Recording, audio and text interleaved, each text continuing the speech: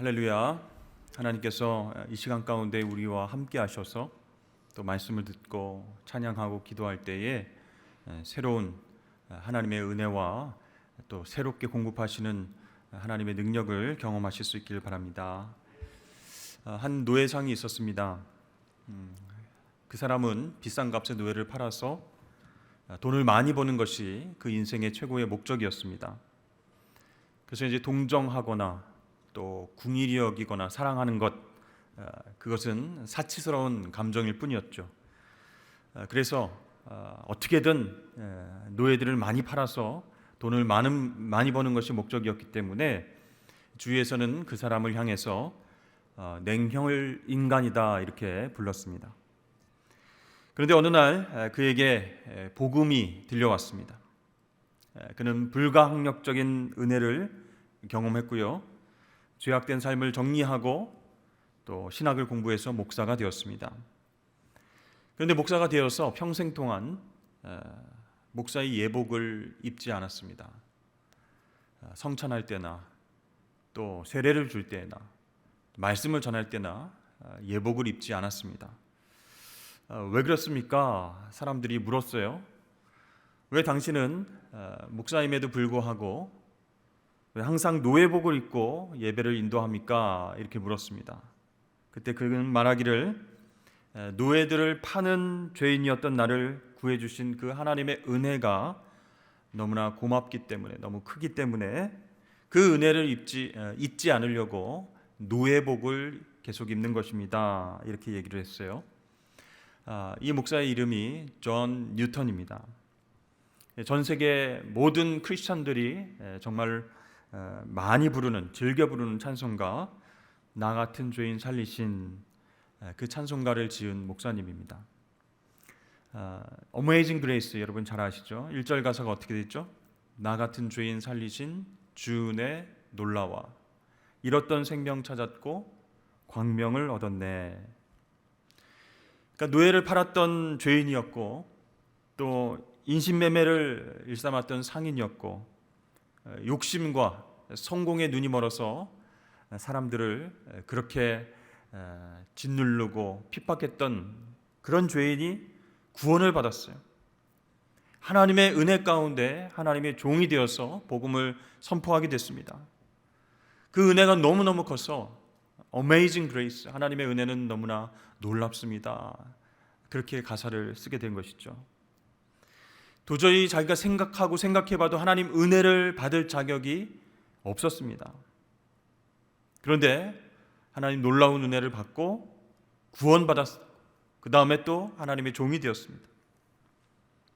은혜를 받는 것이 아니고 심판을 받아야 되는데 심판은커녕 놀라운 하나님의 은혜와 축복을 누리게 되었다. 그래서 그 놀라운 은혜를 찬송가 가사로 쓰게 됐습니다.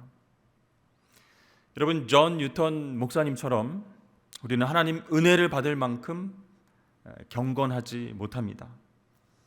우리는 놀라운 하나님의 은혜를 받을 만큼 믿음도 없습니다. 또 우리는 하나님의 은혜를 받을 만큼 충성스럽지도 못합니다. 그럼에도 불구하고 하나님은 우리에게 구원의 은혜를 베풀어 주셨습니다. 사도 바울은요, 그 은혜에 대해서 이렇게 고백합니다. 고린도전서 15장 10절에 그러나 내가 나된 것은 하나님의 은혜로 된 것이니 내게 주신 그의 은혜가 헛되지 아니하여 내가 모든 사도보다 더 많이 수고하였으나 내가 한 것이 아니요 오직 나와 함께 하신 하나님의 은혜로라. 그렇습니다. 하나님께서 저와 여러분을 택해 주신 것 그리고 구원해 주신 것 놀라운 하나님의 은혜입니다.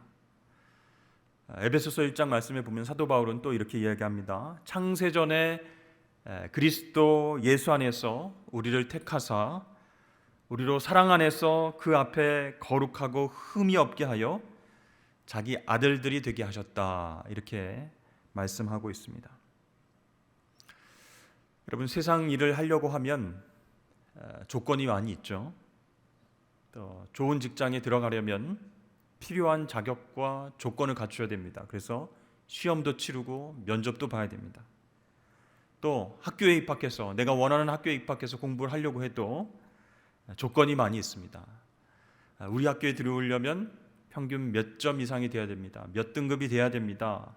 이렇게 성적표도 필요하고 또 그날 치르는 이제 시험 성적표도 필요하다는 것이죠. 그러니까 서류상에 어떤 조건들이 갖춰져 있지 않으면 입학이나 취업 등이 어렵게 되는 것입니다. 그런데 여러분 생각해 보십시오. 하나님께서 우리를 택하신 것, 거기에는 아무런 조건이 없습니다. 키가 어느 정도 돼야 된다. 선한 일을 얼마나 많이 해야 된다. 하나님의 말씀을 몇 구절 정도 외워야 된다. 그리고 교회에 나아가서 매주일을 성수하고 또 성경 공부를 열심히 해야 된다. 이렇게 여러 가지 조건이 있는 것이 아니고 하나님이 우리를 택하여 주시고 구원하여 주신 데는 아무런 조건이 없다는 것이죠. 우리가 하나님 자녀가 되고 구원받는 일의 조건을 제시한다면 영생 받을 자가, 구원 얻을 자가 아마 아무도 없었을 것입니다.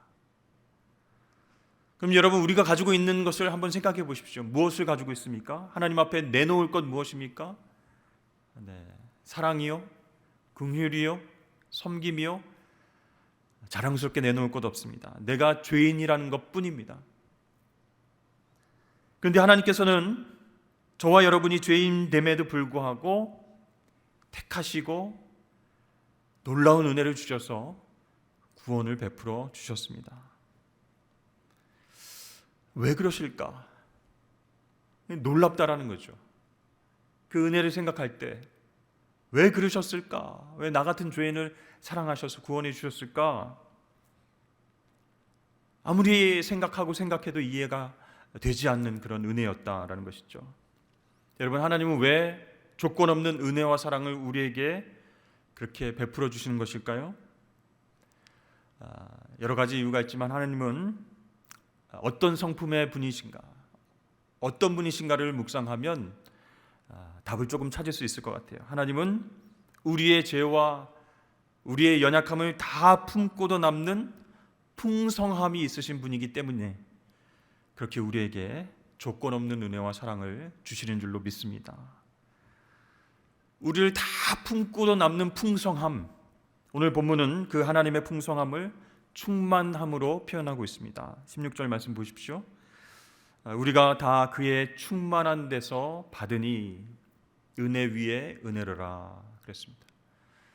하나님 그분이 너무나 충만하시기 때문에, 너무나 풍성하시기 때문에 우리의 아주 간악한 죄와 연약함도 다 품으시고도 남을 그런 풍성함이 있어요. 그런 충만함이 있다, 그런 뜻이에요. 그래서 그 충만한 데서 우리가 무엇을 받아요? 은혜를 받고 또 은혜를 받아요. 그것을 은혜 위에 은혜로라 이렇게 표현을 하고 있습니다. 여러분, 은혜 위에 은혜, 은혜의 자리에 또 다른 은혜가 있다라는 것이에요. 그 얘기는 뭐냐면 지속적인 은혜가 우리에게 베풀어진다는 거예요.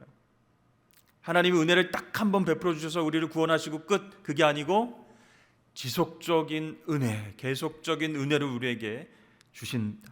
그것이 바로 은혜 위에 은혜입니다. 그러니까 넘쳐흐르는 은혜요, 감당할 수 없는 은혜예요. 그 은혜가 계속 파도처럼 밀려오는데 그 은혜를 깨닫지 못하고 살아가면 얼마나 아쉬운 인생이 되겠습니까? 여러분, 우리를 구원하신 하나님이 어떤 분이신지를 묵상해 보십시오. 온 우주보다 넓고 깊고 높으신 분, 모든 것을 품고 모든 것을 주실 수 있는 충만한 분이시기 때문에 우리를 조건 없이 사랑해 주시고 구원해 주신 줄로 믿으시길 바랍니다. 그래서 계속해서 은혜를 주시는 거예요. 은혜 위에 은혜를 주시는 거예요. 여러분, 우리에게 주신 최고의 은혜가 무엇인가? 바로 구원의 은혜라고 할 수 있습니다. 그런데 그 구원의 은혜 위에 은혜를 계속해서 베풀어 주신다. 그 얘기는 뭐냐? 여러분, 저와 여러분이 한 사람 한 사람이 소중하다는 말씀이에요. 그래, 내가 널 자녀 삼아줬지. 그 은혜 기억하며 살아라. 그리고 하나님 잘 모르겠다, 이 다음에는 네가 알아서 살아라, 이렇게 하시는 분이 아니라 주변인으로 여기지 않으시고 저와 여러분 한 사람 한 사람 소중한 존재로 여기셔서 은혜 위에 은혜, 구원의 은혜 위에 계속되는 은혜를 부어주신다라는 것이죠. 그래서 계속해서 우리로 하여금 감사가 넘치게끔 만들어주시는 거예요. 나 같은 죄인 살리신 그 은혜에 놀라와 이렇게 찬양했는데 그 구원의 은혜 위에 은혜를 베풀어 주셔서 계속 피조물로 하여금, 부족한 우리로 하여금 감사와 기쁨이 넘치도록 만들어 주셨다라는 것이에요. 그런데 그 하나님의 은혜 위에 은혜를 경험하고도 그것을 깨닫지 못하는 사람, 은혜로 받지 못하는 사람은요, 하나님 풍성함과 충만함을 경험하지 못하고 살아가는, 풍요 속에 빈곤을 느끼며 살아가는 그런 사람이 된다라는 것이죠. 그런 의미에서 사랑하는 여러분, 하나님의 충만한 데서부터 흘러나오는 은혜 위에 은혜를 매번 경험하실 수 있기를 축복합니다. 내가 경험하고 싶어요 그게 아니고 은혜임을 깨달아야 되는 거예요. 하나님의 은혜는 계속 우리에게 파도처럼 밀려오는데 그것이 은혜인 줄 깨닫지 못하고 살아가니까 하나님의 충만한 데서 계속적으로 흘러오는 은혜를 은혜인 줄로 알고 붙잡고 감사하며 기뻐하며 살아가시는 저와 여러분 되시길 축복합니다. 그래야 우리 삶에 열매가 맺힐 수 있다는 것이죠. 자, 하나님은 우리에게 은혜뿐만 아니라 진리를 주시는 분이십니다. 여러분, 은혜로 우리가 구원받았잖아요. 그래서 하나님의 자녀로 살아가고 있잖아요. 그런 우리에게 진리가 없으면 어떻게 될까요? 하나님께서 주시는 계속적인 은혜 위에 은혜를 죄의 기회로, 죄의 도구로 쓰게 된다라는 것입니다. 어떨 때요? 진리를 우리가 붙잡지 않으면 계속해서 우리에게 다가오는 은혜를 죄의 기회로 쓸 수밖에 없다는 거예요. 여러분, 촉법소년 들어보셨습니까? 촉법소년, 만 10세 이상에서 14세 미만의 청소년으로 범죄를 저질러도 형사책임 능력이 없다 이렇게 판단하는 거예요. 그래서 형사처벌을 내리지 않고 가정법원 등에서 이제 보호 위탁하고 사회봉사하도록 하고 소년원에 송치해서 그렇게 보호 처분을 받는 것을 가리켜서 촉법 소년이다 이렇게 얘기를 합니다. 근데 여러분, 만약에 이 청소년들이요 이 법을 악용해서 범죄를 저지르면 어떻게 되겠습니까?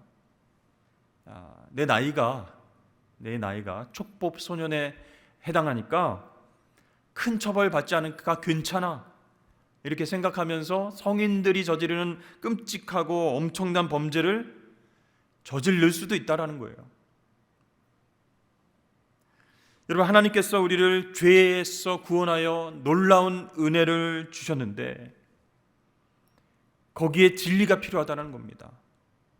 진리가 빠진 은혜는 은혜를 은혜되지 못하게 하고 그 은혜를 죄를 짓는 기회로, 죄의 도구로 쓰게 된다는 거예요. 나는 죄를 져도 하나님 자녀로서 구원받은 인생이니 괜찮아. 다시 구원이 취소되는 일은 없어. 이렇게 하나님의 은혜를 죄의 도구로 쓸 수 있는 위험성이 있기 때문에 은혜 받은 하나님의 자녀들에게는 뭐가 필요하다? 진리가 필요하다라는 것이죠. 요한복음 17장에서 예수님께서 말씀하십니다. 그들을 진리로 거룩하게 하옵소서. 아버지의 말씀은 진리이니이다. 아멘. 그러니까 구원의 은혜를 받은 하나님의 자녀들에게 필요한 것이 뭐예요?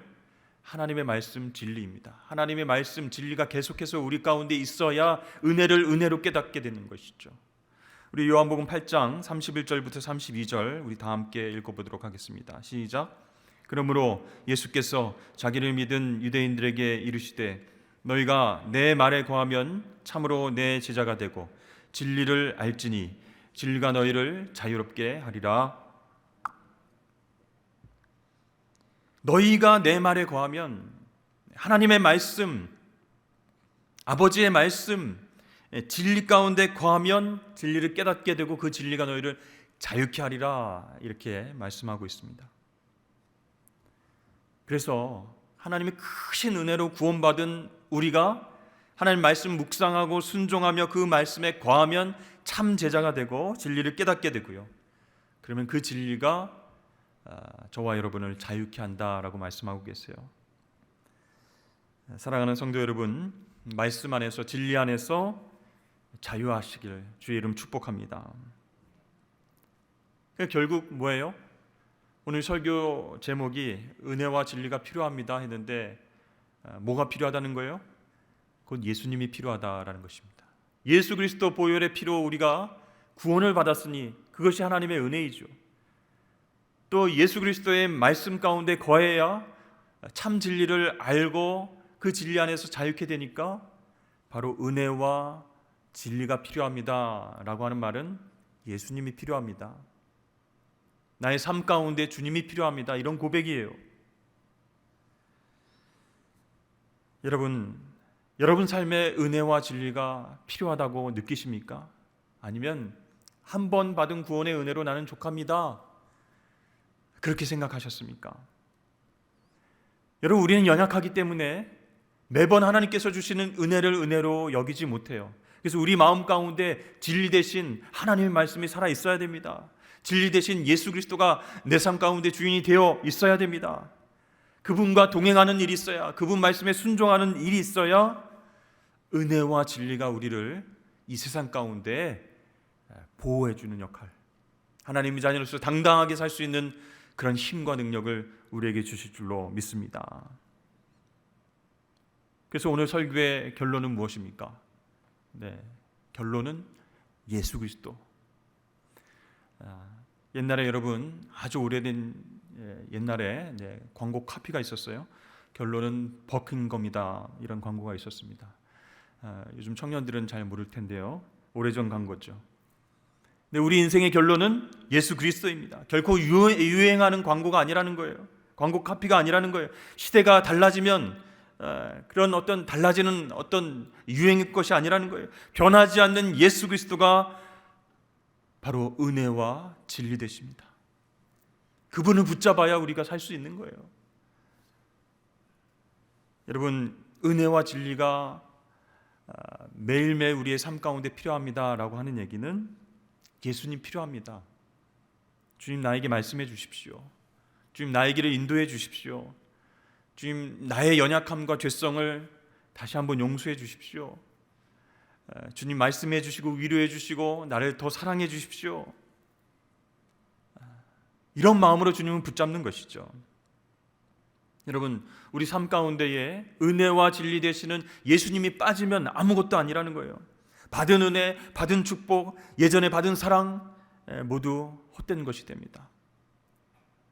그래서 여러분, 우리가 신앙생활을 할 때 끝까지 달려가면서 붙잡아야 할 것, 바로 오직 한 길 되시는 예수 그리스도입니다.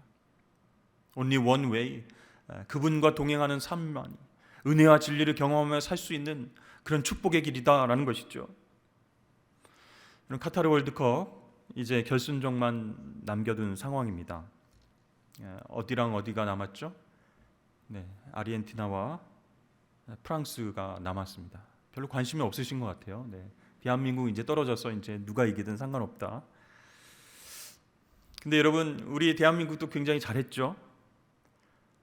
정말 사투를 벌였습니다. 열심히 싸웠습니다. 막 마스크를 끼고 땀을 흘리고 막 쥐가 나고 막 어디가 아프고 부러지고 막 힘든데도, 머리에서 피가 나는데도 붕대를 감고, 그렇게 정말 전쟁터에서 싸우는 군인처럼 열심히 했고 16강 진출을 이뤘습니다. 그 중에서 인상적인 경기가 바로 포르투갈과의 경기였습니다. 1대1로 비긴 상황에서 손흥민이 골을 받아치고 골대문 쪽으로 계속 올라가고 있었어요. 그러니까 수비수 여러 명이 손흥민 선수를 에워쌌어요. 얼굴에 보호대를 차고 패스할 곳을 찾아야 되는데 잘 안 보였다고 합니다. 그런데 마지막에 수비수 사이에 발 사이로 볼을 딱 찾고 그 볼을 받은 황희찬이 벼락같이 슛을 날렸습니다. 누구도 예상했지 못했던 그 스코어로 2대1로 대한민국이 승리하는 순간이었습니다. 경기 직후에 손흥민이 인터뷰하면서 그렇게 말했습니다. 수비수들이 에워싸서 패스길이 없었습니다. 그런데 그 순간 수비수들의 다리 사이 그 길 하나밖에 안 보였습니다. 패스길이 거기다. 순간 그렇게 생각이 났다는 거예요. 그 길밖에 안 보였습니다. 이렇게 얘기를 인터뷰를 통해서 했습니다. 여러분, 그 길밖에 없었습니다. 내가 길이요 진리요 생명이니 예수님께서 말씀하셨어요. 예수님께서 바로 은혜와 진리의 유일한 길이신 줄 여러분 믿으시길 바랍니다. 예수님 없으면, 예수님 동행하지 않으면 아무것도 아닌 우리의 삶, 그것을 깨달으셔야 됩니다. 그분과 함께 동행하십시오. 그럴 때 우리는 여러 문제들이 에워싸는 환경 속에서 극적인 승리를, 감격을 경험하게 될 줄로 믿습니다. 여러분, 하늘의 뜻을 구하고 또 세상의 어떤 것에 소망 두지 아니하고 은혜와 진리 되신 예수님을 붙잡고 살면 우리는 소망이 있습니다. 그런 소망을 갖고 매일매일 승리하시는 저와 여러분 되시길 주의 이름 축복합니다.